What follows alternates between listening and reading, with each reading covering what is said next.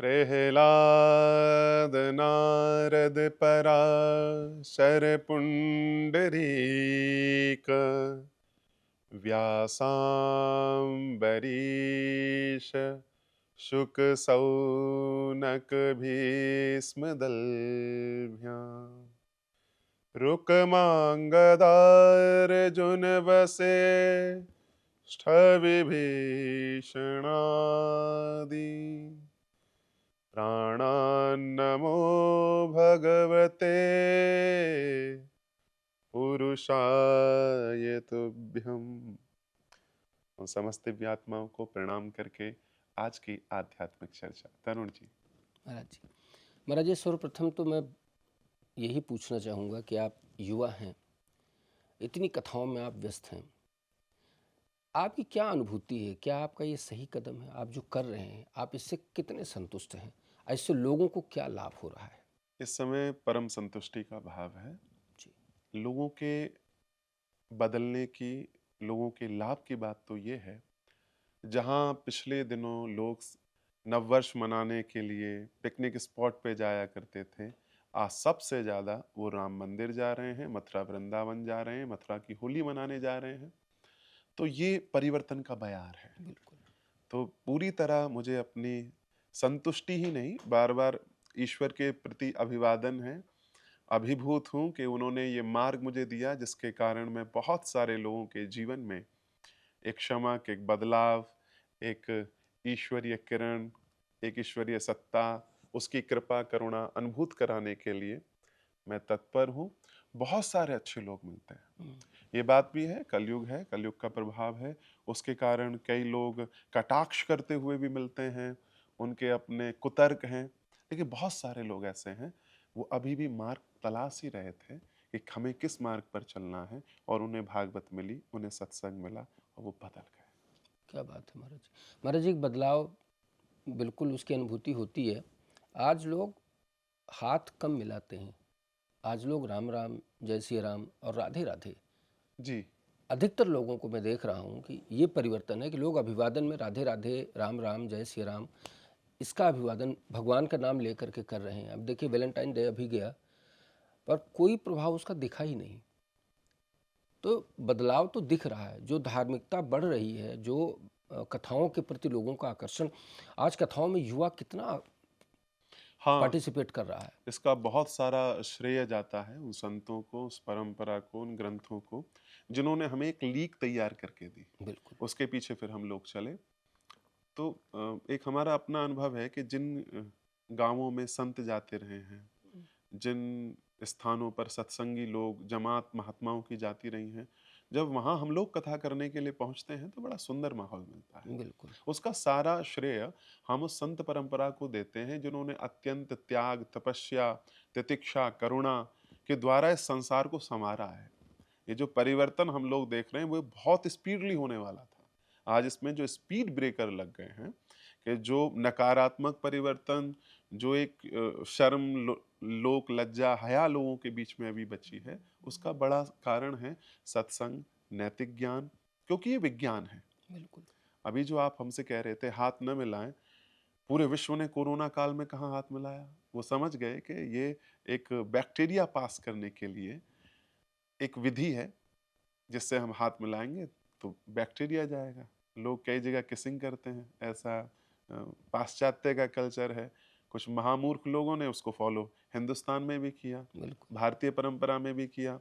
उसका दुष्परिणाम लोगों को निकल के आए, और अब लोग समझ रहे हैं कि हिंदू धर्म, हिंदू संस्कृति ये बेस्ट कल्चर है, श्रेष्ठ विधि है जीवन को जीने की, इसी के साथ जिए। बिल्कुल महाराज जी। और इन सब के बीच में कथाओं ने जो जगह बनाई है महाराज जी, अद्भुत है। आज मुझे लगता है कि भारतवर्ष में हजारों कथाएं इस समय चल रही हैं। आज की डेट में हजारों हजारों से भी ज़्यादा कथाएं चल रही हैं। इतने सारे लोग कथाओं का आनंद ले रहे हैं, कितना सुंदर उत्सव होता है। और इस 7 दिनों का, 8 दिनों का, 9 दिनों का एक कथा का एक उत्सव जो बनता है, इसमें हजारों नहीं लाखों लोग एक साथ सम्मिलित होकर के जो आनंद लेते हैं कथा जी का, जी वो जी। अद्भुत होता है। पर महाराज जी, अभी ना कुछ समय में कुछ एक परिवर्तन देखने को मिल रहा है, जो कुछ लोग थोड़ा थोड़ा बता भी रहे हैं कि जो कथाओं का स्तर है, जो कथा की एक मर्यादा है, जो कथा प्रवक्ता व्यासपीठ पे बैठ रहे हैं, उनका एक जो ज्ञान है, उनके अंदर क्या होना चाहिए, और जो कथा सुनने वाले हैं उनमें भी क्या मर्यादा और क्या नियम होने चाहिए। आज कोई भी महाराज जी, क्या कथा कोई भी सुना सकता है महाराज जी? इसका क्या जब पैमाना है? आप बीच में कथाओं की महिमा बोल रहे थे तो मुझे बड़ा अच्छा सुंदर लग रहा था। हम्म, वो एक मेरे मन में भी ये प्रश्न एक टीस थी, लेकिन आपने अपने प्रश्न के साथ ही वो क्वेश्चन मार्क भी अराइज कर दिया। ये सबसे ज़्यादा आवश्यक है और इसमें सावधानी आरंभ होती है श्रोता से। श्रोता सजग हो, हम्म, श्रोता ये जाने कि वो किसको सुन रहा है। हम्म, जब स्वामी हरिदास जी महाराज कहते हैं, तो वो कहते हैं प्रथम सुनिए भागवत वाणी, पहले भागवत वाणी सुनो। गोस्वामी तुलसीदास जी कहते हैं प्रथम भगति संतन कर संगा, दूसरी रतिमम कथा प्रसंगा। तो कथा प्रसंग क्या है, इन्हीं के द्वारा आप ये जान पाएंगे कि आपको किससे कथा सुननी है, किससे नहीं सुननी। कथा व्यास जो है उसको कहा गया है व्यासाय विष्णु रूपाय। व्यास पीठ पर बैठने वाले स्वयं भगवान ही मेरे कल्याण के लिए आए हैं, श्रोता ऐसा माने। तो जब हर कार्य के लिए एक संविधान भारतवर्ष के अंदर है, जब सबके लिए कुछ ना कुछ ये बता रखा है कि भाई इस कार्य को आप करते हैं तो इसके लिए ये वर्जनाएं हैं और ये आवश्यक योग्यताएं हैं, तो वो आवश्यक योग्यताएं व्यासपीठ के बारे में क्यों नहीं है?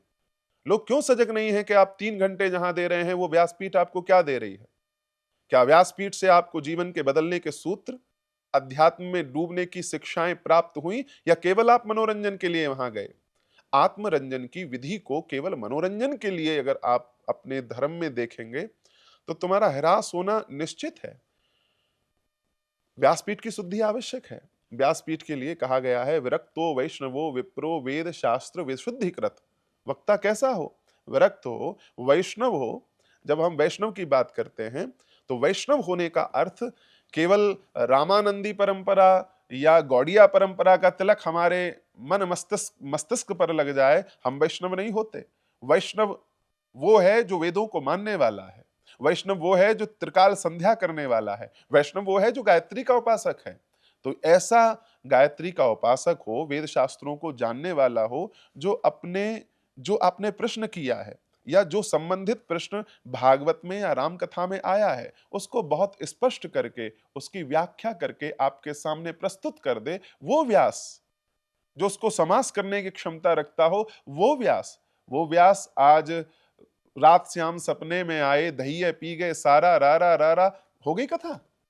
तो ये विडंबना है और ये कलयुग का प्रभाव भी कहेंगे कि अनाधिकारी लोग व्यास पीठ पर आकर के बैठे हैं, जिन्हें समाज को दशा दिशा देनी थी, दशा दिशा न दे करके वो स्वयं धन में मदांध होते चले आ रहे हैं, या उन्होंने बहुत सूक्ष्म, बहुत निकृष्ट स्थिति में उनकी सोच पहुंच गई है। तो ऐसे सोच वाले लोगों को व्यासपीठ पर नहीं होना चाहिए। यहाँ तो मंगल गाने वाले, मंगल की इच्छा रखने वाले श्रेष्ठ जनों को, सुधी जनों को, महात्मा जनों को व्यासपीठ पर विराजित होना चाहिए। बिल्कुल महाराज जी। तो मैं तो यही प्रार्थना करूंगा आप सबसे, यदि आपके मन में विचार उठा कि आपको कथा सुननी है, बहुत ही सुंदर विचार है। आप ऐसे समझिए कि अब आपका जीवन सार्थक हो जाएगा। कथा कराने का, कथा सुनने का अगर मन में भाव आ गया तो समझिए कि आप बहुत बहुत प्रिय, बहुत अच्छे हैं, भगवान के लिए बहुत अच्छे हैं। लेकिन जब आप कथा फाइनल कर रहे होते हैं कि भाई कथा आप करानी है, तो आप इस पर अवश्य विचार करें कि किन महापुरुष को आप बुलाएंगे, जिनके श्रीमुख से आप कथा श्रवण करेंगे। ये बहुत आवश्यक है। किसी के कहने मात्र से, किसी को सुझाव देने मात्र से, थोड़ा पैसा बचाने की वजह से, इन सबों के कारण आप अयोग्य कथा प्रवक्ता को बुला करके उनका और अपना दोनों का बुरा न करें।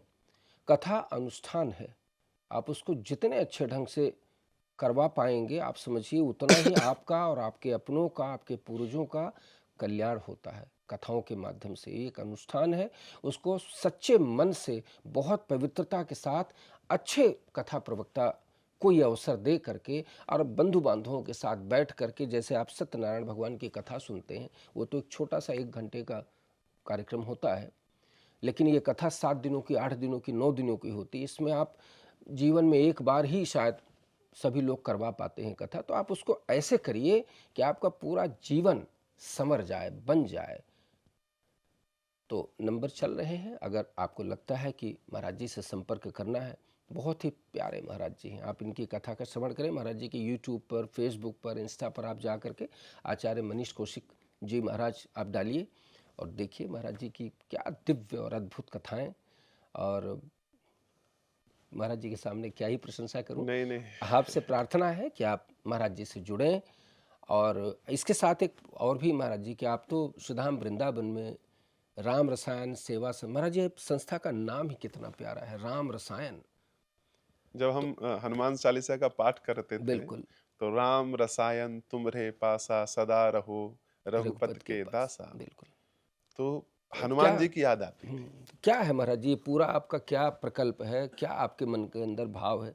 कथा से हट करके आप सुधाम वृंदावन और इतना बड़ा प्रकल्प जिसमें बहुत सारी चीज़ें हैं, क्या है महाराज जी, थोड़ा सा दर्शकों को बताएं। मैं आपको बताऊं कि जब भी हम लोग बात करते थे, तो भक्ति आती थी, और भक्ति आती है तो भक्ति में हनुमान जी महाराज जो हैं, वो भक्ति के सर्वश्रेष्ठतम आचार्य हैं। वो ये बताते हैं कि भाई भक्ति तुम्हें कितनी दीनता के साथ, दैन्यता के साथ करनी है। आज लोग भक्त तो बनते हैं, लेकिन दीनता दूर दूर तक उनके जीवन में दिखाई नहीं पड़ती। ये आवश्यक तथ्य है जो राम रसायन को आपके जीवन में उतारेगा। तो हनुमान जी आते थे। हनुमान जी भगवान शंकर के अवतार हैं, और हम सबसे पहले जिस आश्रम में रहे, वहां भगवान शंकर की बड़े प्रातः काल से उनका अर्चन, उनकी पूजा आरंभ होती थी। तो वो शंकर जी हमें हनुमान जी के निकट लेकर के आए, और हनुमान जी से हमारे मन में राम रसायन आया। भगवान कृष्ण की कथा हम कहते हैं, कृष्ण रसायन आना चाहिए था, लेकिन राम रसायन जो है अपने आप में अद्वितीय है, क्योंकि वो हनुमान जी से जुड़ा हुआ है। कृष्ण पूर्ण है, पुरुषोत्तम है, परमात्मा है, परमानंद वाले हैं, लेकिन हनुमान जी जो हैं, वो भक्त के लिए सबसे नजदीकतम हो सकते हैं। तो इसलिए उनकी जो विधा दी गई राम रसायन, तो राम रसायन तुमरे पासा, उन्हीं का मान लीजिए हनुमान जी का आदेश हमारे लिए था कि राम रसायन, राम जी की कथाएं, राम जी की भक्ति, इस विधि को हम सब में पहुंचाएं, पहुंचा रहे हैं। अब जब हम लोगों तक जाते थे, कथा होती थी, तो लोग कहते थे महाराज जी आप आइएगा, तो हम उनसे कहते नहीं नहीं आप आइएगा। तो जिन स्थानों पर हम लोग रहते, वहां हमेशा ये संभव नहीं है। तो लोग वृंदावन धाम में पहुंचकर हमें कहते आप वृंदावन में रहते हैं, कहाँ आ जाएं। तो तब से मन में एक विचार बना कि एक ऐसा स्थान जहां साधक लोग साधना कर सकें, गौओं की सेवा हो सके। अनेक लोग, यूं तो अनेक आश्रम हैं, लेकिन वैदिक विधि से, वैदिक के साथ साथ प्राचीन और अर्वाचीन दोनों का सम्मेलन हो, क्या बात। जहां पुरानी शिक्षा भी हो और अर्वाचीन शिक्षा भी हो। हमारे विद्यार्थी संपूर्ण भारतवर्ष के पटल पर ये संदेश दे सके कि संस्कृत अब भी आपके जीवन के लिए सर्वोत्तम है, कल्याणकारी है, जीवन जीने की सर्वोत्तम विधि है। आंग्ल भाषा के साथ साथ हम जो विज्ञान ने नवीनतम खोज की हैं, मनुष्य के जीवन को सरल सहज बनाया है, उसकी निंदा नहीं करते। वो सब वैज्ञानिक प्रणम्य हैं, वो अभिनंदनीय हैं। परंतु हम प्राचीनतम जो प्राचीन हमारे ऋषियों ने हमें विज्ञान दिया था, उसे छोड़कर नवीन विज्ञान पकड़ेंगे तो भूल हो जाएगी। हमारा बाह्य परिवेश संपूर्ण, जो आज विज्ञान हम देख रहे हैं, वो मोबाइल हो, लैपटॉप हो, सैटेलाइट्स हो, जो भी हो सकती है, हम उसके साथ रहें, और अंतस हमारा उस अध्यात्म विज्ञान से परिपुष्ट रहे, उस अध्यात्म विज्ञान से पुष्ट रहे जो हमारे ऋषियों ने दिया है। तो ये डिवाइन लाइफ होगी, यह हमारा पूरा विज्ञान है, इस पर हमारी पूरी थीसिस है, इस पर हमने पूरा अध्ययन किया हुआ है। तो वो श्रीधाम वृंदावन में बैठकर जो रस की भूमि है, हम अनेक संतों के साथ, साधकों के साथ, अनेक विद्यार्थियों के साथ, ब्राह्मणों के साथ उस सारे विज्ञान पर चर्चा करेंगे, और मनुष्य की जो सर्वोत्तम शिखर है चेतना का, उसको वहां लेकर के जाएंगे। इस कार्य में श्रीधाम वृंदावन में जो ये अब हमारा आश्रम, गौशाला, मंदिर बन रहा है, इसमें बहुत काम लोगों के आएगा। उस पर कार्य आरंभ हो चुका है। अभी मज़दूर लोग वृंदावन पहुँच चुके हैं। शीघ्र ये हमारी परिकल्पना, हमारा ये स्वप्न धरातल पर उपस्थित होगा और इसमें प्रभु की बड़ी कृपा होगी। आपको पहले से बहुत-बहुत शुभकामना महाराज जी, बहुत-बहुत जी, बधाई। जी, जी। धन्यवाद और तरुण जी। जब से सुना है बहुत ही अच्छा लग रहा है। और आप बहुत सौभाग्यशाली हैं महाराज जी कि आपने वृंदावन के बारे में सोचा। धाम है जो कहते हैं, वहाँ रहना, वहाँ कथा श्रवण करना, वहाँ सत्संग करना, वहाँ परिक्रमा करना, बिहारी जी के दर्शन करना, भगवान की लीला भूमियों का दिग्दर्शन करना और वहीं रह जाना, वहीं से धाम चले जाना, बड़ा ही पुण्यशाली है, मोक्षदायी है महाराज जी। आप तो हैं ही, और आपका परिकर जो आपको चाहने वाले आपके भक्त हैं, उनका ये परम सौभाग्य है। शायद जी। उनका ये पुण्य प्रताप है कि हाँ, आपका उन्हीं ऐसे। का ही मैं ये चाहूँगा बिल्कुल। कि भगवान और भगवान के जन, हाँ, देयर हाँ, इज़ नो डिफरेंस। बिल्कुल। दोनों में कोई अंतर नहीं रह जाता। एक समय के बाद दोनों एक हो जाते हैं। यमुना जी के पावन तट पर वृंदावन में एक स्थान है, टटिया स्थान, हुँ, जो प्राचीनतम स्थान माना जाता है, बिल्कुल। जहाँ श्री हरिदास जी महाराज ने तपस्या की, जहाँ के संत आज भी उसी पावन रस उपासना करते हैं और उसी पद्धति से जीते हैं। तो वहाँ के जो वर्तमान में महंत जी हैं, उनकी कृपा दृष्टि हमारे ऊपर है। जैसे मछली होती है और मछली केवल दृष्टि मात्र से अपने बच्चों का पालन करती है, ठीक ऐसे ही महाराज जी की बड़ी कृपा रही।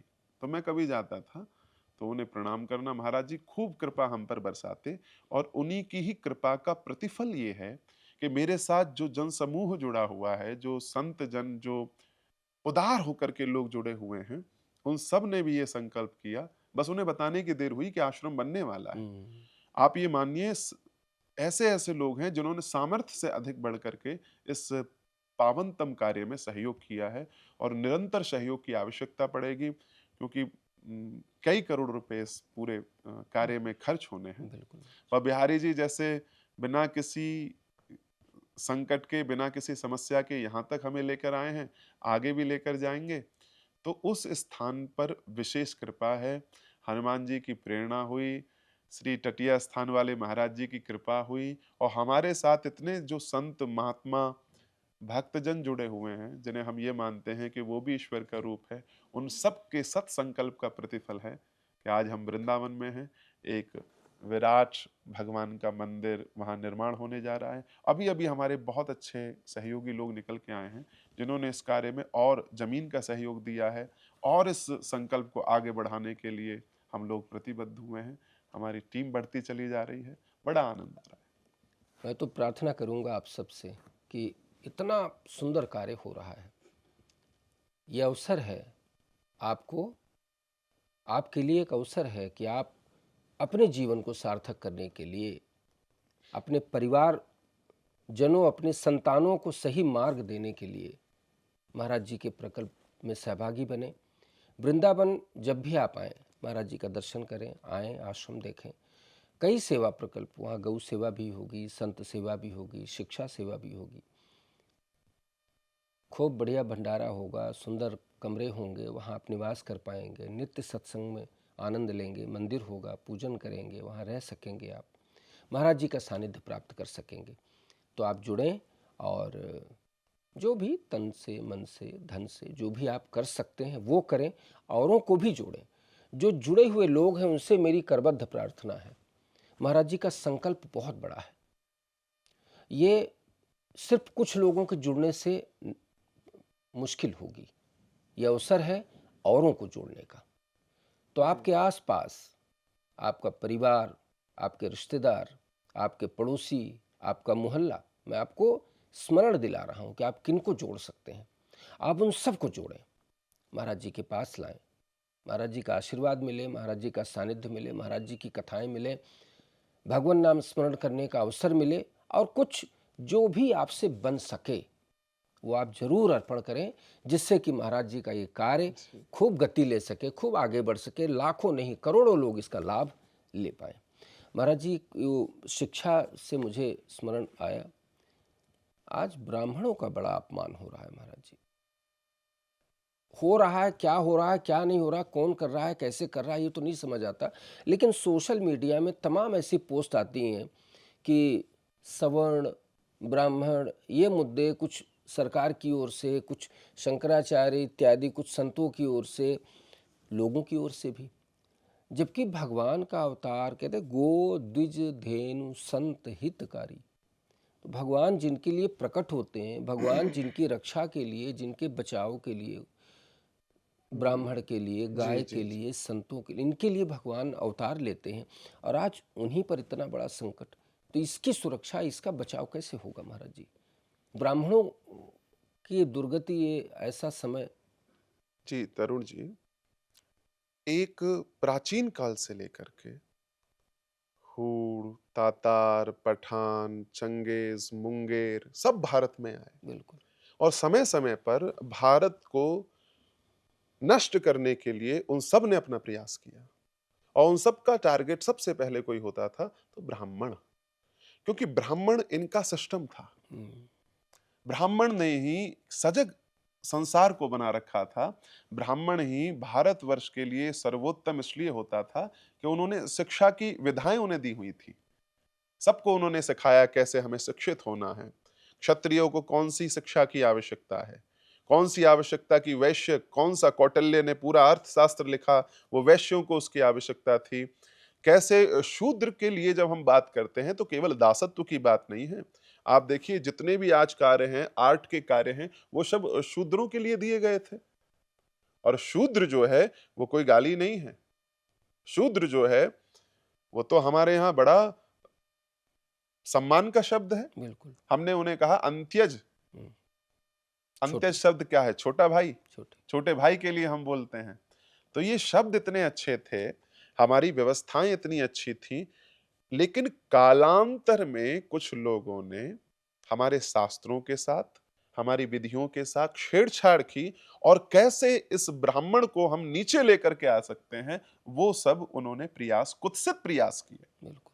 अपनी सीमाओं से परे जाकर के, अरे महाराज, ब्राह्मणों ने राष्ट्र की रक्षा के लिए जब सामने खड़े हुए तो किलो किलो जनेऊ, इतने इतने जनेऊ उनके उतारे गए, धड़ से सर अलग कर दिया गया। शहादत के स्थान जो है चौंदनी चौक, जहां पर दोनों पुत्र श्री गुरु गोविंद सिंह। हाँ, गुरु गोविंद सिंह के दोनों पुत्रों को, जरावर, जोरावर और फतेह सिंह को जहां पर शहीद किया गया, वो स्थान, वो किस लिए गए? अपनी चोटी और जनेऊ के लिए गए। आज आप देखिए कि वो खालिस्तान की बात करते हैं, जिनका जन्म ही केवल हिंदू धर्म की रक्षा के लिए गया था, वो अपने संकल्पों से कितने दूर चले गए। बिल्कुल। कौन से धर्म की रक्षा वो कर पा रहे हैं, नहीं कर पा रहे। इस सब के मूल में कोई कारण था, तो ब्राह्मण का अपमान। अगर ब्राह्मण अपने इस स्थान पर बना हुआ है, और ब्राह्मणों के लिए भी ये संकेत है कि ब्राह्मण के लिए ये कहा गया है, सम्मानात् तपक्षयाः, असम्मानात् तपोवृद्धि, सम्मानात् तपक्षयाः। तुम्हारे तप की वृद्धि होगी अगर तुम्हारा कोई असम्मान करता है, तो तुम चाणक्य क्यों नहीं बनते? तुम क्यों नहीं समूल उस राज्य में जिसमें ब्राह्मण का सम्मान ना हो, उसे नष्ट नहीं कर देते? क्यों तुमने अपनी सामर्थ्य को नहीं पहचाना? क्यों तुमने अपने जीवन में बढ़ते हुए ज्ञान की गंगा को रोक दिया? क्या गुरुकुल तक तुम लोग पढ़ोगे? क्या केवल 24 वर्ष 25 वर्ष तक पढ़ोगे? जब ब्राह्मण को भेजा जाता था तो उससे कहा जाता था, बेटा तू कुछ भी करना, परंतु उपनिषद में कहा गया कि प्रमाद मत करना। प्रमाद किसमें मत करना? बोले अध्ययन करने में। अध्ययन करने में कोई प्रमाद मत करना। लेकिन हम सब लोग रुक गए, एक जगह ठहर गए। जितनी शिक्षा को हमने प्राप्त कर ली, सारा शिक्षा वांग में आज भी भारतवर्ष के द्वारा जो पाश्चात्य लोगों को दिया गया, वो आयुर्वेद हो, योग हो, मनोचिकित्सा के लिए ध्यान की विधियां हो, भगवान शंकर के द्वारा प्रतिपादित 108 ध्यान की विधियां हो, हम सब लोग उन्हें क्यों भूल गए? तुम सारे ब्राह्मण लोग उन पर फिर से आओ, लौट करके आओ, अपने अस्तित्व को पहचानो। आज भी ऐसा कोई हो नहीं सकता कि जो तुम्हारी विद्या को, तुम्हारे ज्ञान को, तुम्हारे तेज को भूल जाए। सब लोग तुम्हारा सम्मान करेंगे। तो ये जो भी सिस्टम चल रहा है, चाहे यूजीसी की बात हो, चाहे सरकारों की बात हो, इस सब के मध्य में एक व्यक्ति को कमजोर नहीं पड़ना, एक वर्ण को कमजोर नहीं पड़ना। जब एक वर्ण की हम बात करते हैं तो चारों वर्ण अपने आप पुष्ट हो जाएंगे। अरे ब्राह्मण जब त्यागी होगा तो कौन सा वर्ण उस त्यागी ब्राह्मण का सम्मान नहीं करेगा? क्षत्रिय भी उनका उसका सम्मान करते हैं, और ये सब राजनेताओं के द्वारा फैलाई हुई बात है। गाँव में आज भी ब्राह्मण का सम्मान होता है। जो ब्राह्मण मंदिर पर रहते हैं, उन जो ब्राह्मण तपस्या में लगे हैं, उनका सम्मान होता है। भले ही आज परिस्थितियां कुछ भी हो, इस सब के बीच में बस एक ही से कहेंगे कि सुधार की गुंजाइश ब्राह्मणों तुम्हें करनी है, तुम्हें सारे देश को जगाना है, तुम्ही को वेद मार्ग पर लेकर सबको चलना है। इसलिए विपरीत परिस्थितियां हैं, जो बुरे से बुरा हो सकता था इस वर्ण के लिए वो सब हो रहा है, लेकिन फिर भी सवर्णों को संभलना है, ब्राह्मणों को संभलना है। अपने भूले हुए, बिसरे हुए ब्रह्म तेज का स्मरण करो और फिर वहीं चाणक्य की तरह पूरे भारत को दशा दो, दिशा दो। लेकिन महाराज जी, एक चीज़ बहुत ज़्यादा, आप तीर्थों में जिस तरह से लोग मनोरंजन की दृष्टि से जो प्रवेश कर रहे हैं और जो तीर्थों में जा कर के जो वहाँ गंदगी फैला रहे हैं, उसका प्रभाव भी देखिए यमुना जी में कैसे नाव पलटी वृंदावन में। वृंदावन में आए दिन कुछ न कुछ हो रहा है, जबकि वहाँ प्रेमानंद जी हैं, इतने बड़े बड़े संत हैं वहाँ पर। जी। वहाँ लोग जा कर के अपना सही रास्ता भी चुन सकते हैं, लेकिन जो गलत भाव से प्रवेश करके वृंदावन में जो गंदगी फैले, छोटा सा स्थान है वो, तो आप किसके इसके बारे में क्या आप सोचते हैं महाराज जी? लोगों को तीर्थों में कैसे प्रवेश करना चाहिए कि वहाँ की शुद्धता भी बनी रहे, वहाँ का कुछ प्रभाव भी अपने ऊपर आए? तीर्थ तीर्थ रहे, गांव गांव रहे, नगर नगर रहे, तो सबका कल्याण है। ये जो एक भाग दौड़ आरंभ हो गई है कि जो लोग पिकनिक के लिए जाया करते थे वो तीर्थ पर जाने लगे, आवश्यकता नहीं है। आप जाइए, अभी संसार का आनंद लीजिए, जब कभी अध्यात्म के भाव से भरे हुए हो, जब जीवन में तपस्या का मन हो, जब कुछ दान का, सेवा का भाव तुम्हारे मन में आए, जब चौथेपन में हो या ब्रह्मचर्य में हो, जब तुम्हारा जीवन में पवित्रता हो, तब तीर्थ पर आना। तीर्थ एक अनुष्ठान की तरह हमारे यहाँ होते थे, देह शुद्धि के लिए होते थे, आचरण की पवित्रता के लिए होते थे। जब हम तीर्थों पर जाते थे तो वहां से शांत लौटते थे, वहां से सुगम लौटते थे, वहां से ऊर्जा से परिपूर्ण लौटते थे। हमारे आचार्य लोग तो हमें बताते हैं कि हम एक चार्जिंग पॉइंट की तरह वहां पर जाते थे। हमारे ये जो 51 सिद्ध पीठ हैं, जो हमारे ये 12 ज्योतिर्लिंग हैं, जो हमारे चारों धाम हैं, ये किस लिए हैं? बोले ये तुम्हारे कल्याण के लिए हैं। पर अब कल्याण के लिए किसी को नहीं जाना, वो भाव किसी को नहीं जाना, केवल तुम्हें वहां जाकर के भीड़ बनानी है। छोटे छोटे नगरों में महानगर बसाए जा रहे हैं, सरकार इस कार्य के लिए पूर्णतः प्रतिबद्ध है, लोगों को ललायित करती है, प्रायोजित करती है कि अधिक से अधिक लोग, वो चाहे कुंभ हो, चाहे अयोध्या हो, चाहे काशी हो, चाहे वृंदावन हो, वहां पहुंचे। किस लिए पहुंचो भाई? आचार्यों के द्वारा ये जानो कि किस विधि से तीर्थ सेवन करना चाहिए। तीर्थों पर झगड़े हो रहे हैं। मैंने तो अभी आपको बताया नहीं, 4-5 दिन पहले की बात है, एक कोई बिटिया थी और वहां तीर्थ पे उससे बदतमीजी हो रही थी, तब हम लोग वहां जाकर के पहुंचे। तुम कैसे तीर्थ में सेवन करने वाले हो कि कोई स्त्री, कोई बच्चा, कोई बुजुर्ग, वहां सम्मान हम उसको नहीं दे पा रहे, तो कैसा तीर्थ है ये? ऐसे तीर्थ में जाने का तुम्हारा क्या लाभ है, या तीर्थ में वास करने वाले लोगों का क्या लाभ है? अगर हम चाहते हैं कि लोगों को वास्तविक आध्यात्म की अनुभूति हो और वास्तविक हिंदू का जागरण हो, तो आचार्य लोगों को प्रतिबद्ध होना पड़ेगा, उन्हें बताना पड़ेगा किस लिए हम तीर्थ जा रहे हैं। सरकारों को भी ये समझना पड़ेगा कि ये तुम्हारे राजनीतिक मुद्दे नहीं हैं। इन मुद्दों के द्वारा तुम ये मत समझो कि लोगों की वोट तुम्हें मिले। ये धर्माचार्यों के ऊपर, आचार्यों के ऊपर, जगत गुरुओं के ऊपर, शंकराचार्यों के ऊपर, उन्हें चिंतन करने दो। आज सोशल मीडिया है, इतने सारे प्लेटफॉर्म हैं, लोग जान सकते हैं किसी के द्वारा कौन गलत कर रहा है, कौन सही कर रहा है। जब एक राघव चड्ढा जैसा एक नेता होते हुए वो कुछ अच्छा बोलता है तो सब लोगों को प्रसन्नता होती है, लेकिन सरकारों को वहां से कोई लेना देना नहीं है। उन्हें अपने कार्यों में इंटरफेयर नहीं करना। वो राघव चड्ढा, मैंने सुना उनको हटा दिया गया। ऐसे लोगों को जो समाज की बात कर रहा है उसे हटा देंगे, तुम कहां जाओगे? तुम धर्म में अनुशासन करना चाहते हो, धर्म में अमानवीय रूप से ये कुत्सित प्रयास तुम लोग करते हो कि धर्म में पूरी एंट्री कर दो, इनके मंदिरों पर पूरा अनुबंध कर दो, अनुबंधित करो, इनके जितने भी मंदिर हैं, जो भी उस पर चढ़ावा आता है उसे कैसे संभाल सकते हो, इसकी चिंता तुम्हें है। एक छोटा सा गरीब आदमी भी वो एक टूथपेस्ट खरीदने के लिए जाता है 100 रुपए का, तो वो 10 से 18% तक जीएसटी तुम्हें देता है। वो गरीब आदमी पेट्रोल गिरवाता है तो उस पेट्रोल में से 18 से 20-40 रुपए तुम्हें देता है। लेकिन सरकारें इससे संतुष्ट नहीं है, उन्हें मंदिर का भी चाहिए, उन्हें पुजारियों से भी चाहिए, उन्हें छोटे से छोटे व्यक्ति पर कर लगा करके चाहिए। कितना कर लगाओगे? और बहुत सारे मार्ग हैं धन कमाने के, धर्माचार्यों की व्यवस्था, मंदिरों की व्यवस्था, तीर्थ की व्यवस्थाओं को पुनीत रहने दें। लोग भी इस बात को समझें, आपका वृंदावन आना धन्य होगा, आपकी तीर्थ यात्राएं धन्य होंगी। बहुत सारी बातें हमारे साथ तरुण जी के साथ हैं जो इसमें और नेक्स्ट जो हमारे एक के बाद एक पॉडकास्ट आएंगे उस सब में हम ये चर्चा अवश्य करेंगे। बिल्कुल महाराज जी, इस छोटे से समय में आपने गागर में सागर भरने का काम किया है।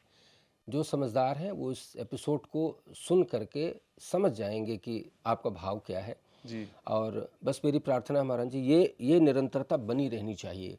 लोगों को हम वो सब कुछ दे दें जो इस समय लोगों को चाहिए। उनको कैसे फ़िल्टर करना है, कैसे सही रास्ते पर सही बातें कैसे प्रस्तुत करनी है, इसके लिए हमें निरंतर ये धर्म मंच एक ऐसा मंच मिला है जहां हम जैसे अनेक लोगों को जो वैदिक विज्ञान के आलोक में बात कहनी चाहिए उसका अवसर मिलेगा। और ये एक प्लेटफॉर्म है जो बहुत दूर तक अपनी बात पहुंचाएगा। बहुत सारी बातें हैं। आज हो क्या रहा है, जो लोग बात पहुंचाने लोग नहीं हैं, जो डिजर्व नहीं करते, जिनकी योग्यता नहीं है, वो अनाप शनाप बोल रहे हैं। कुछ भी बोल रहे और जिनकी योग्यताएं हैं वो लोग पीछे हैं। तो हैं। ये प्लेटफॉर्म, ये पूरी व्यवस्थाएं बनाई गई हैं, उसके बारे में तरुण जी आपको बताएंगे। बहुत सारे आपके अच्छे प्रश्न, उनका उत्तर, आपकी जिज्ञासाएं इस धर्म मंच के द्वारा शांत होंगी। इस भाव के साथ आप सभी को राधे राधे। और आप सबके लिए, लोग कहते हैं सोशल मीडिया की सारी बातें मानने लायक नहीं होती हैं, बहुत सारी बातें झूठ होती हैं। आप विश्वास कीजिए, ये जो आप प्लेटफॉर्म, जिस प्लेटफॉर्म पर आप ये कार्यक्रम देख रहे हैं, इस प्लेटफॉर्म पर पढ़ने वाले सारे विषय, सारे कार्यक्रम आप उनको पूरी तरह से ग्रहण कर सकते हैं, आत्मसात कर सकते हैं। हम फिल्टर करके पूरी तरह से समझ करके ही एक एक विषय को आपके समक्ष प्रस्तुत करेंगे। विद्वत जन होंगे, वो होंगे जो उस विषय के मास्टर होंगे। और जब आपको कोई बात बताएंगे तो निश्चित रूप से वो आपके ग्रहण करने लायक होगा। इसलिए इस प्लेटफॉर्म से जुड़ें, आप महाराज जी से जुड़ें और अपना जीवन मंगल करें। नमस्कार। राधे राधे। हर हर महादेव।